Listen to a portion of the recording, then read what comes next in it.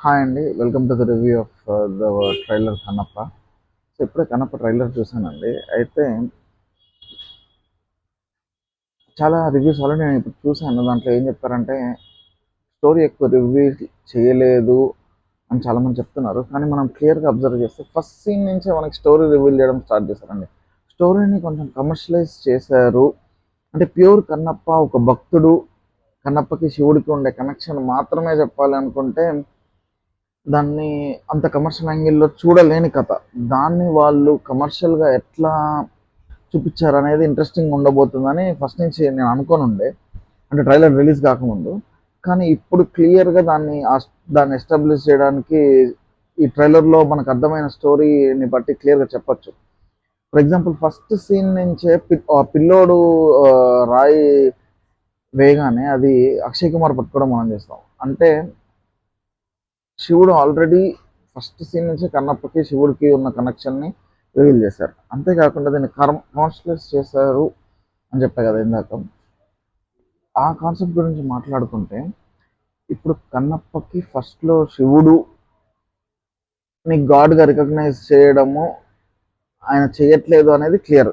General స్టోరీలో కూడా అదే జరిగింది. కానీ ఇక్కడ దాంతో పాటు ఏం పెట్టారంటే కన్నప్ప ఉండే విలేజ్లో శివలింగం ఉంటుంది అని, దాన్ని అది పవర్ఫుల్ అని విలన్స్ తెలుసుకొని దాన్ని అక్కడి నుంచి దొంగిలించడానికి దాన్ని ఎక్వైర్ చేసుకోవడానికి వాళ్ళు ఈ విలేజ్ మీద దండయాత్రకి వస్తున్నారని, శివుడు అంటే నమ్మకం లేకపోయినా ఆ ప్రజల్ని కాపాడడం కోసం కన్నయ్య ఈ గూడెంలో ఒక్కడి మీద కూడా చెయ్యి వేయను అనే డైలాగ్లో మనకి ఎస్టాబ్లిష్ చేస్తున్నాడు. అంటే ఆ విలన్స్తో ఎవరైతే శివుడి లింగాన్ని తీసుకెళ్ళడానికి వస్తున్నారో వాళ్ళతో కన్నప్ప ఫైట్ చేస్తాడు అనేది కమర్షియల్ ఎలిమెంట్. అక్కడే మనకి యాక్షన్ సీన్స్ కానీ ఫైట్స్ కానీ అవన్నీ ఎస్టాబ్లిష్ అయ్యేది అక్కడే. ప్రభాస్ గారి క్యారెక్టర్ వచ్చేసరికి ఎప్పుడైతే ఇప్పుడు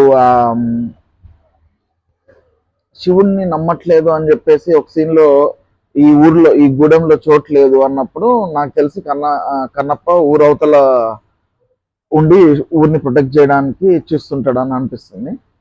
ఆ టైంలో కన్నప్పకి శివుడికి ప్రాపర్గా కనెక్షన్ ఏర్పడడం కోసం ఆ భక్తి కన్నప్పకి శివుడి మీద భక్తి రావడం కోసం హెల్ప్ చేసే క్యారెక్టర్ మన ప్రభాస్ గారిది అనిపిస్తుంది. చూస్తుంటే ప్రభాస్ గారికి విష్ణు గారికి చాలా ఎక్కువ సీన్సే ఉన్నట్టు అనిపిస్తుంది, which is also good. I mean story చాలా ఇంట్రెస్టింగ్ ఉంది. సో కన్నప్ప ఆ విలేజ్ని సేవ్ చేయడం కోసం దాంట్లో ఇన్వాల్వ్ అవుతాడు. ఆ ప్రాసెస్లో విలేజ్ నుంచి బయటకి వెలివేయబడతాడు. వెలివేసాక కూడా still he tries to protect the village. అదే టైంలో శివుడి మీద భక్తి వయ ప్రభాస్ వస్తుంది.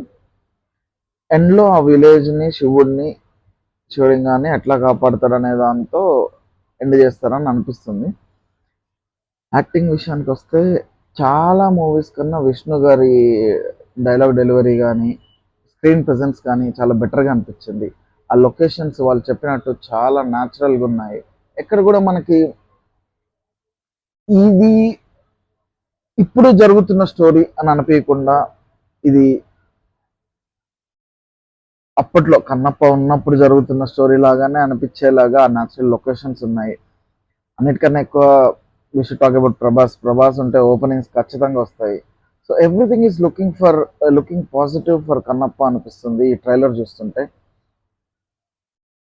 And there are so many characters. Mohan Lal గారి క్యారెక్టర్ ఎందుకు ఉంది అనేది అంత క్లియర్గా ఎస్టాబ్లిష్ చేయలేకపోయారు. ఐ మీన్ అర్థం కాలేదు ట్రైలర్ చూస్తుంటే. But I think it is also big character are very helpful character in the movie. ఓవరాల్గా చూస్తుంటే కన్నప్ప ట్రైలర్ చాలా బాగుంది, ప్రామిసింగ్ ఉంది. ఐ థింక్ ఓపెనింగ్స్ ఖచ్చితంగా వస్తాయి because of Prabhas and all the other important actors. Story బాగుంటే ఆ ఓపెనింగ్స్ రావడంతో పాటు చాలా ఫుట్ ఫాల్ ఉండి సినిమా పెద్ద హిట్ అయ్యే ఛాన్సెస్ చాలా ఉన్నాయని అనిపిస్తుంది. అట్లీస్ట్ తెలుగులో we don't know about other markets, maybe in Hindi because Prabhas is there openings రావచ్చు. తర్వాత వాళ్ళు ఆ స్టోరీని ఎట్లా కన్జ్యూమ్ చేసుకుంటారు అనేది we should wait and watch. But overall I liked it.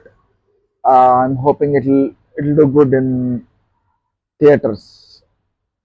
Thank you.